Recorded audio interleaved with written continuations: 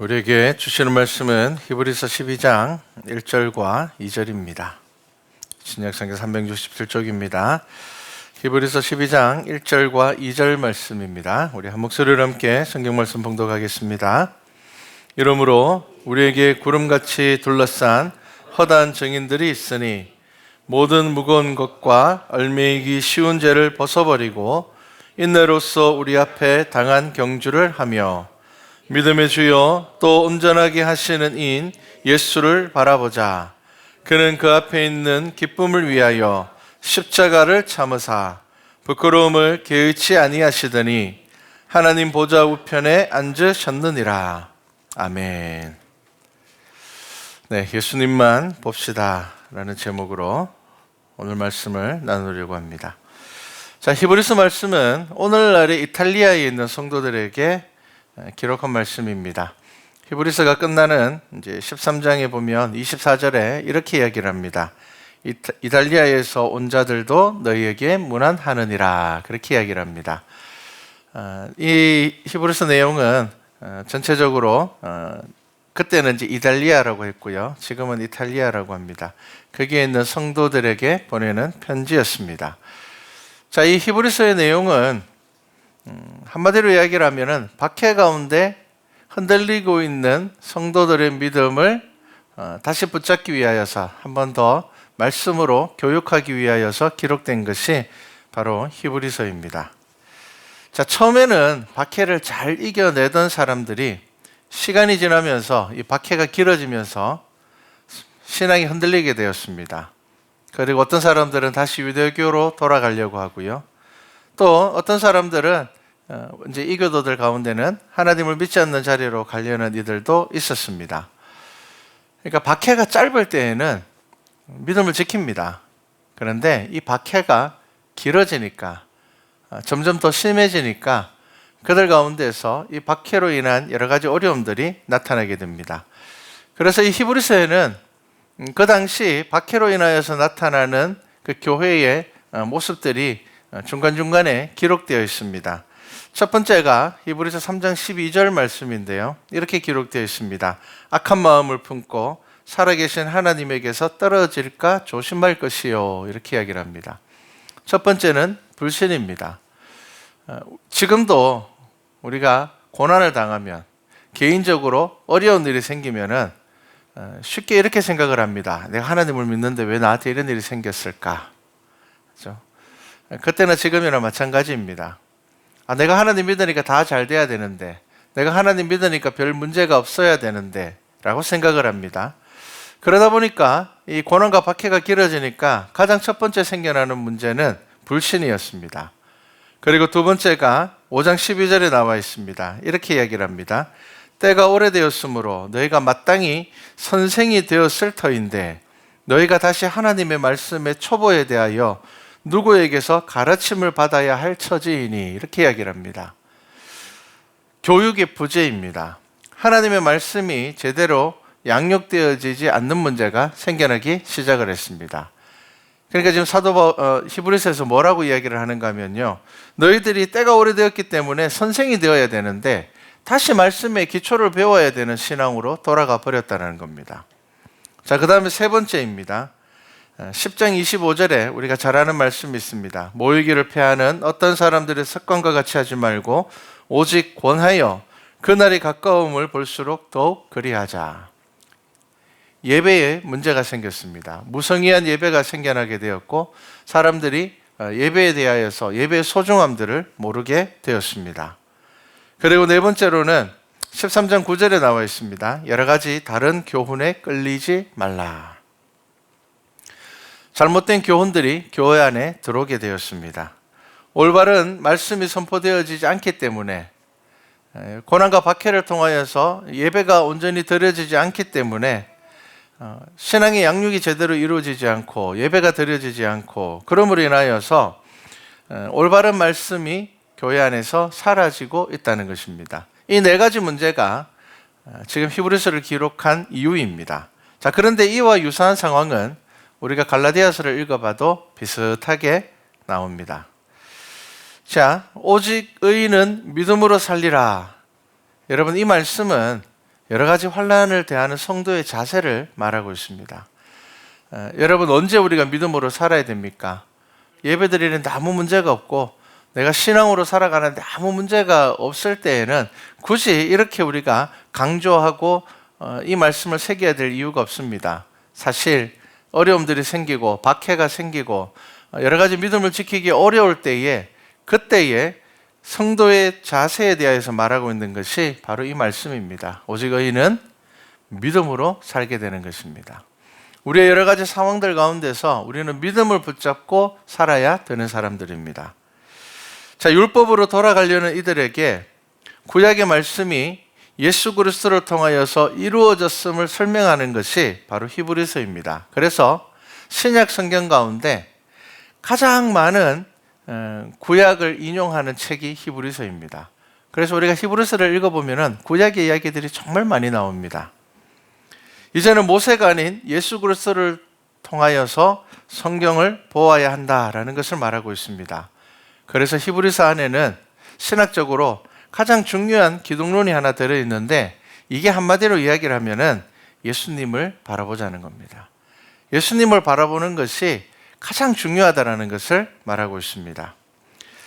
자, 그래서 오늘 우리가 읽은 이 12장 말씀의 바로 앞장이 뭐냐면은 우리가 잘 알고 있는 믿음장입니다. 히브리서 11장은 믿음장입니다. 그래서 믿음으로 살아온 신앙인들의 이 이야기들, 구약의 이야기들을 쭉 훑으면서 기록하고 있는 것이 바로 히브리서 11장의 말씀입니다. 자, 그리고 이 믿음에 대해서 이야기하고 난 다음에 결론적으로 이야기하고 있는 것이 히브리서 12장과 13장의 말씀입니다. 자, 그래서 믿음의 사람들의 가장 중요한 특징, 그래서 11장에 보면 계속 어떤 이야기가 나옵니까? 믿음으로 계속 그 이야기가 나옵니다. 아브라함은 믿음으로, 사라는 믿음으로, 구약 성경이 우리가 잘 알고 있는 모든 사사들과 정말 믿음을 지키며 살았던 모든 사람들의 이야기를 기록을 하면서 계속 믿음으로 그렇게 이야기를 합니다. 정말 쉽습니다. 믿음의 사람들의 가장 중요한 특징이 뭐라고요? 하나님만 바라보았다는 겁니다. 자신들의 연약함, 환경의 어려움들, 고난들, 박해들, 핍박들, 그러한 것을 보는 것이 아니라 하나님만 바라보는 사람들이 끝까지 믿음을 지켰다는 것입니다. 그래서 교회는 무엇을 바라봐야 됩니까? 십자가의 예수 그리스도를 바라봐야 됩니다. 여러분, 이것이 교회입니다. 하나님의 언약을 바라보는 것이 교회이고요. 그래서 초대교회에 있어서 가장 중요한 신앙의 기준을 제시하고 있는 것입니다. 그것은 저와 여러분 모두가 예수 그리스도를 바라보는, 가장 우선적으로 예수님을 바라보는 믿음의 자세를 가져야 한다는 것입니다. 똑같은 말씀이지만 이 말씀을 들을 때마다 생각이 조금씩 바뀝니다. 예수님을 바라보자, 오직 주만 바라보자.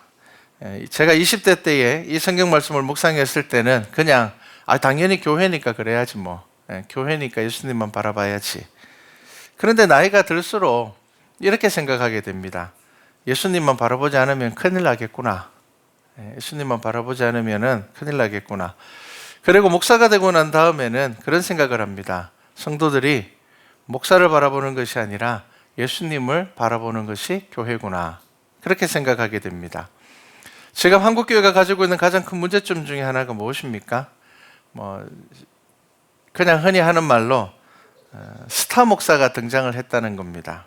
나쁘지 않습니다, 여러분. 유명한 목사님이 있다는 건 좋은 일입니다. 그런데 그러한 목사님들을 통해서 말씀을 양육받고 예수 그리스도에 대해서 알아가는 것은 정말 좋은 일인데, 성도들의 시선이 목사님에게 머물러 있으면 안 됩니다. 여러분, 성도들의 시선은 그 목사님을 통하여서 예수님을 더 선명하게 볼 수 있게 되어야 한다는 겁니다. 그런데 한국교회의 문제는 그 시선이 예수님에게로 연결되지 않고 목사에게 머물러 있을 때가 참 많습니다. 그러다 보니까 어려움들을 겪을 때도 참 많습니다.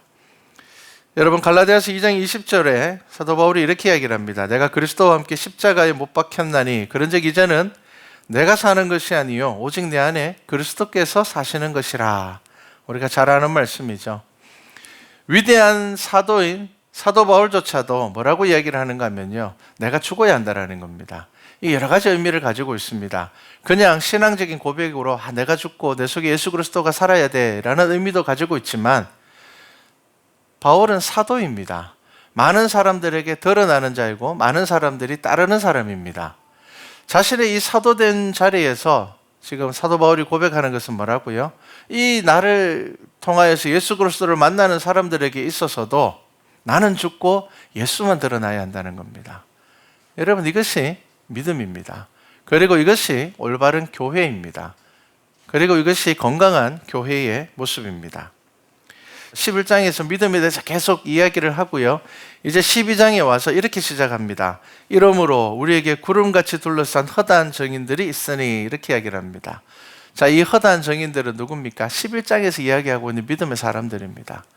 11장에서 언급했던 믿음으로 살아가면서 하나님의 언약을 받았고 하나님의 언약을 누렸고 하나님의 은혜를 누렸던 그 많은 사람들이 우리들에게 증인이 된다는 겁니다. 셀 수 없을 만큼 많은 사람들이 증인이라는 겁니다. 자, 그렇기 때문에 그 증인들이 있기 때문에 이제 우리가 믿음의 이 경주를 하기 위하여서 필요한 것이 무엇인가 하면은 이제 12장에 이제 이야기를 하고 있습니다. 첫 번째가 모든 무거운 것과 얽매이기 쉬운 죄를 벗어버리고, 이렇게 이야기를 합니다. 자, 12장에서는 두 가지를 이야기하고 있습니다. 무거운 것입니다.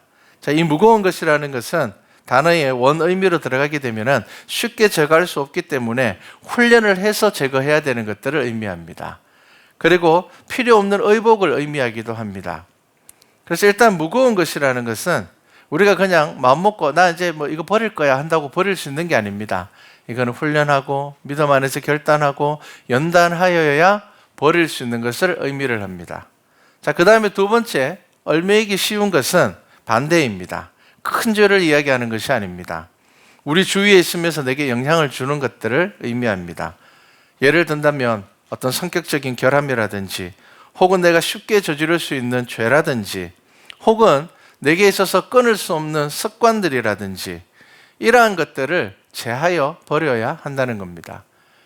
그래서 지금 이 히브리서 12장에서는 두 가지를 이야기를 합니다. 우리가 우리의 믿음의 조상처럼 우리도 믿음으로 살아가기 위하여서는 이 두 가지를 제거하기 위하여서 열심을 내야 한다는 겁니다. 그래야지 믿음의 경주, 장거리 경주에 이제 비유를 하고 있습니다. 마라톤이죠. 이 경주를 우리가 끝까지 달려갈 수 있다라고 말을 합니다. 믿음의 경주는 오래 달려야 되기 때문에 내 삶에서 제하여야 될 것들을 빨리 제하지 못하면 끝까지 달릴 수가 없습니다. 마라톤을 하시는 분들이 그렇게 이야기를 합니다. 몇백 그램의 무게 때문에 끝까지 달릴 수 있느냐 없느냐가 때로는 정해지기도 한다고 합니다. 짧은 거리를 달릴 때는 몇백 그램이 그렇게 크게 영향을 주지 않습니다. 그런데 긴 경주를 갈 때는 사실 몇백 그램 그래도 사실 차이가 나지 않습니다. 크게 뭐 무게를 느끼지 못하는 겁니다. 그런데 장거리 경주를 할 때는 그것 때문에 끝까지 달리지 못하는 경우가 생길 수도 있다는 겁니다. 지금 히브리서는 그 이야기를 하고 있는 겁니다.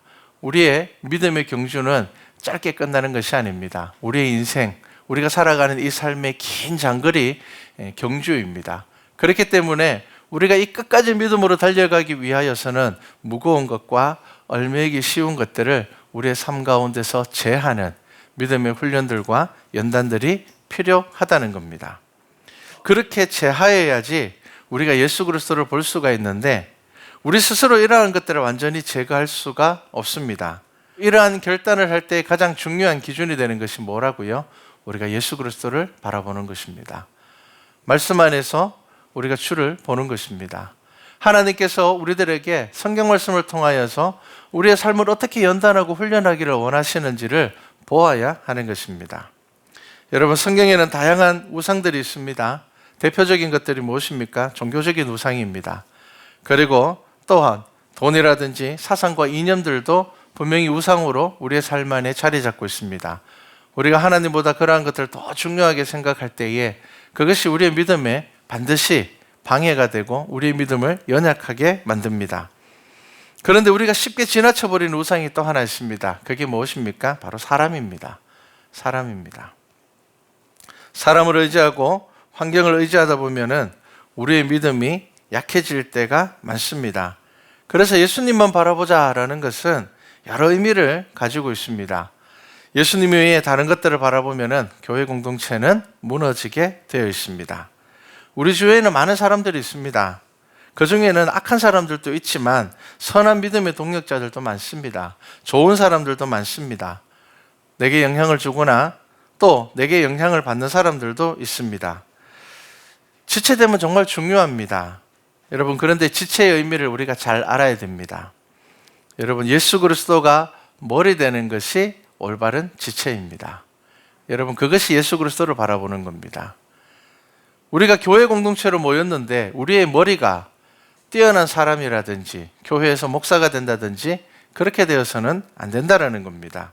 예수님이 우리의 안에 머리가 되는 지체가 성경에서 말하고 있는 올바른 지체입니다. 그래서 우리는 예수 그리스도를 바라보아야 됩니다. 왜냐하면 사람은 완전하지 않기 때문입니다. 믿음의 조상 아브라함도, 그리고 다윗과 같은 믿음의 사람도, 그리고 또 예수님을 따르는 제자들도 우리는 성경을 통하여서 그들의 연약함과 부족함들을 봅니다. 그리고 사도 바울도 자신의 연약함을 고백합니다. 사도 바울이 자기 자신에 대해서 고백할 때, 솔직하게 말할 때, 정말 여전히 사도 바울 안에 선과 악이 싸우고 있고 그 안에 하나님의 일들을, 사명들을 감당하고 생명까지 내어놓은 그의 삶 안에도 여러 가지 미혹들과 유혹들이 있음을 우리는 볼 수가 있습니다. 그런데 그런 사도 바울이 어떻게 위대한 사도가 될 수가 있었습니까? 여러분, 그것이 바로 끝까지 예수 그리스도의 십자가만 바라보았기 때문입니다. 사도 바울이 사도 바울의 서신에서 늘 그렇게 고백합니다. 나는 예수 그리스도의 십자가만 바라본다.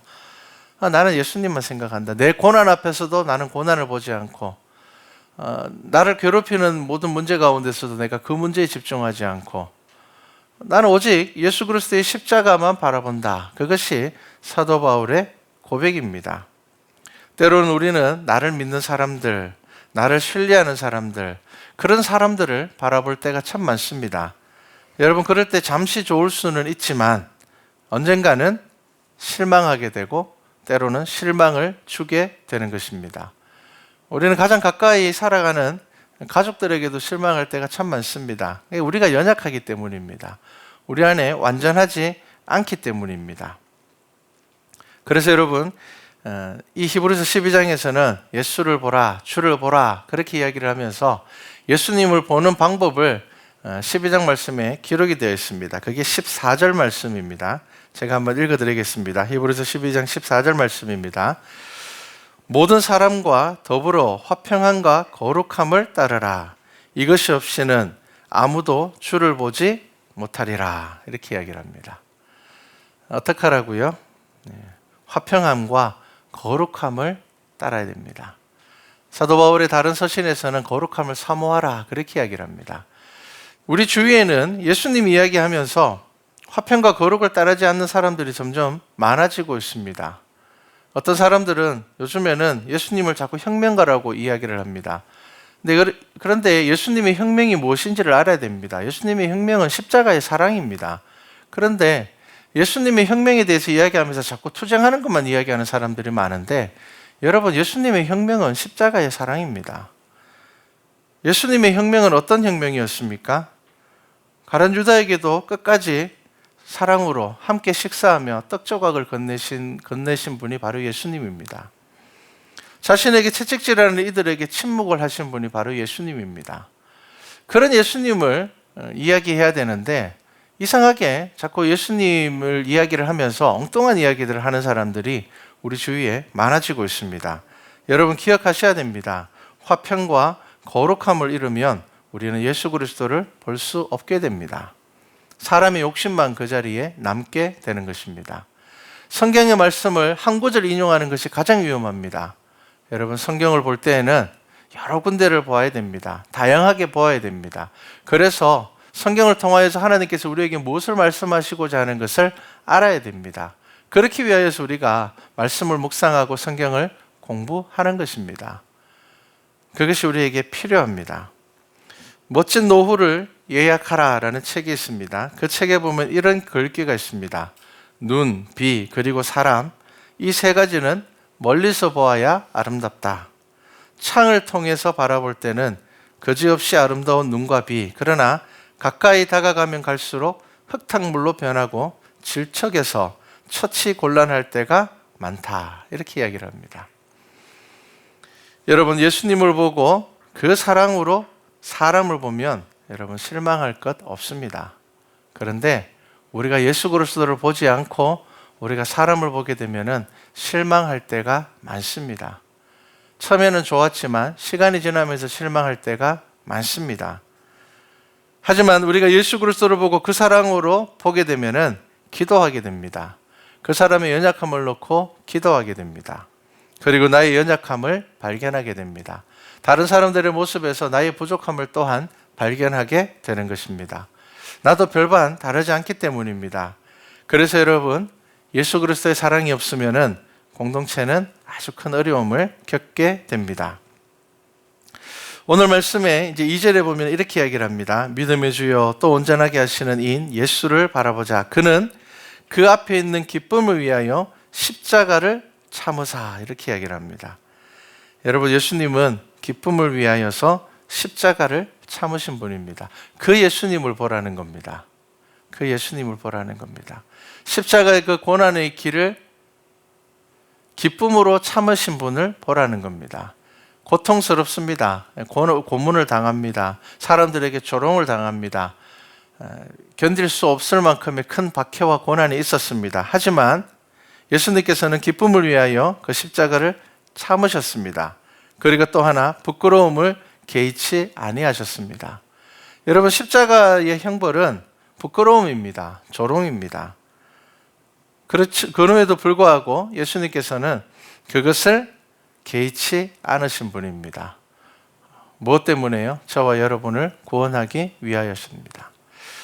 그분께서 죽으심으로 인하여서 저와 여러분은 죄의 문제에서 해결이 되었습니다. 그런데 그냥 예수님께서 이제 십자가에 죽으셨으니까 우리는 이제 죄에서 구원받은 사람들이야 끝, 그것이 아닙니다. 저와 여러분은 이제 예수 그리스도를 믿는 사람으로 예수님을 바라보며 살아야 되는 사람들입니다. 그래서 믿음의 가장 중심에는 예수 그리스도가 있는 것입니다. 여러분, 우리가 여유가 없으면 감정적으로 더 예민해집니다. 그런데 여유가 있으면 감정적으로 좀 풍성해지고 여유로워집니다. 여러분, 믿음의 여유가 없으면 때로는 쉽게 실망하고 쉽게 불평하고 우리 믿음이 흔들릴 때가 참 많습니다. 지금 히브리서를 기록하면서 고난과 박해가 길어짐으로 인하여서 어떤 사람들의 믿음이 흔들리겠습니까? 믿음이 연약한 자들의 믿음이 흔들리는 겁니다. 불신이 생기고 하나님을 떠나게 되고, 그죠? 그리고 예배의 모임에 대하여서 사모함을 잃어버리게 되는 것입니다. 우리가 지금 어쩔 수 없는 상황으로 거의 2년 가까이 예배를 비대면으로 교회가 한국교회가 여러 가지 어려움들을 당하고 있습니다. 그런데 여러분, 그 가운데서도 대면으로 예배를 드리든 비대면으로 예배를 드리든 예배를 사모하는 우리의 마음은 변하지 않아야 됩니다. 여러분, 이것이 바로 믿음입니다. 자, 여러분, 우리가 바라보고 의지해야 될 분은 바로 예수 그리스도입니다. 여러분, 그 예수 그리스도를 바라볼 때에 교회는 건강해집니다. 그리고 우리가 예수 그리스도만을 바라볼 때에 우리 안에 생겨나는 많은 문제들을 해결할 수 있고 이겨낼 수 있는 것입니다. 그래서 우리 말씀과 찬양교회가 여러분 이 말씀을 기억하시기를 바랍니다. 우리의 삶 가운데 무거운 것과 그리고 얽매이기 쉬운 것들을 벗어버리는 각자의 믿음의 결단이 있기를 바랍니다. 그리고 믿음의 주여 또한 온전하게 하시는 이인 예수 그리스도만 바라봄으로 인하여서 우리 말씀과 찬양교회가 우리에게 주신 사명들, 그리고 여러분 각자에게 주신 하나님께서 비전으로 그리고 사명으로 주신 일들을 잘 감당할 수 있는 우리 교회와 성도 되기를 주님의 이름으로 축복합니다.